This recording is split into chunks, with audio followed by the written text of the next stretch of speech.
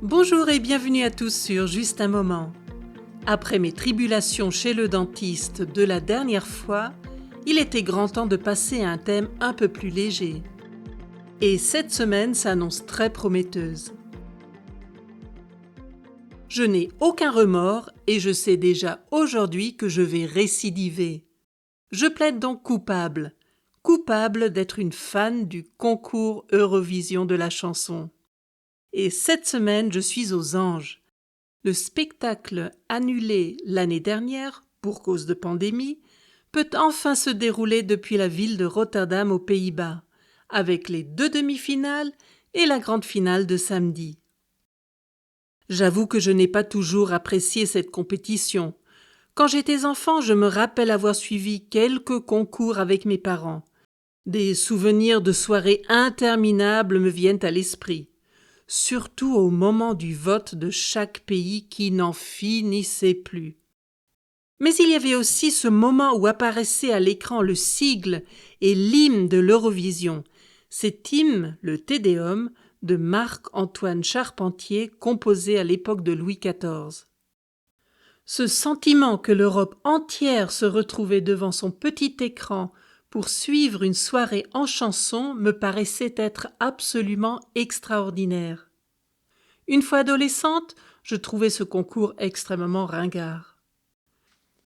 Ce n'est qu'en 2013 que j'ai redécouvert cet événement un peu par hasard. Je voulais en fait montrer rapidement à ma fille de quoi il s'agissait. Et pour finir, nous avons regardé toute la finale ensemble, avec comme seul regret de ne pas avoir pu voter pour nos chansons préférées, à cause d'un problème technique. À ma grande surprise, la soirée s'était déroulée à un rythme plutôt accéléré. Fini les blablas ennuyeux pour meubler la soirée. Même le moment du vote avait été considérablement raccourci. Ce qui nous a plu encore davantage, c'était cette ambiance dans le public, les costumes et candidats extravagants, et bien sûr la musique. Il y avait parmi les concurrents de vraies découvertes. L'année suivante, nous avons récidivé.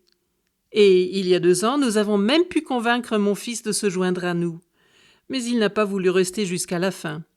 Peut-être que cela change cette fois-ci. Vous voulez sûrement savoir pour qui je vote.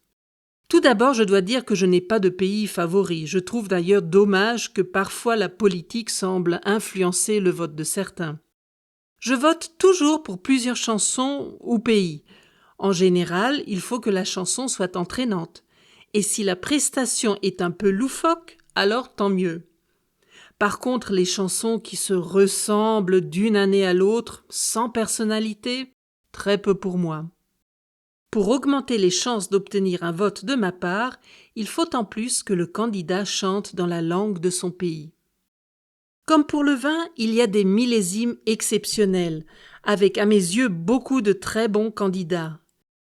2019 était une telle année avec la France, la Slovénie, l'Espagne, l'Italie, l'Islande, parce qu'ils étaient très spéciaux, la Russie, la Suisse et mon vainqueur personnel, la Norvège. Je suis curieuse de voir qui va gagner l'édition 2021 samedi soir. Et vous, suivez-vous aussi le concours Eurovision de la chanson? Et quelle est votre chanson préférée? Avez-vous vu par hasard le film Eurovision The Story of Fire Saga sur Netflix, sorti l'année dernière? Dites-le moi dans les commentaires sur justunmoment.ch. Et c'est terminé pour aujourd'hui. Vous me retrouvez le 4 juin avec un nouvel épisode. D'ici là, suivez-moi sur Instagram et Facebook pour ne rater aucune nouvelle. À bientôt pour un autre moment ensemble.